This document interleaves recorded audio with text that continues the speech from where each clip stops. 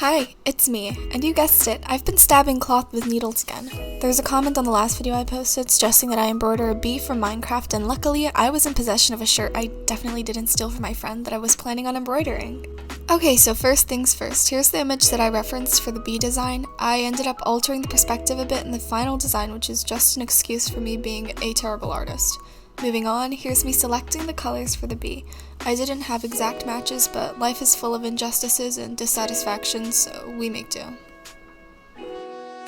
Anyway, the material of the shirt is that thin, stretchy kind, so I chose to use this thinner needle so that the fabric wouldn't stretch and get punctured too much. So here's me sketching the bee design onto the shirt, and it was truly a struggle. I also used the smallest hoop that I have so that I'd have enough tension to make sure the design doesn't get warped.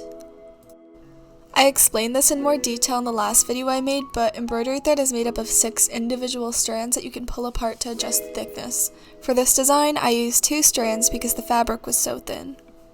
Okay, now here's a quick little tutorial on how to knot your thread so that it doesn't get pulled through the fabric. After you thread the needle, take the other end and cross it over the needle.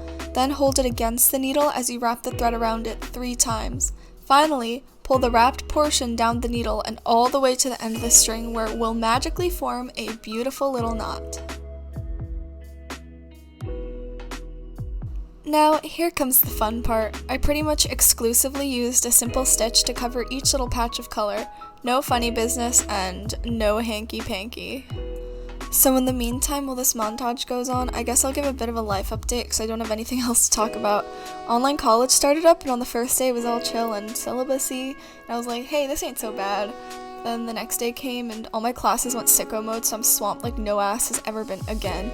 On the bright side, I'm taking an Africana studies class, and one of the required reading books is kinda the bee's knees. Sorry, that was abysmal. Apologies.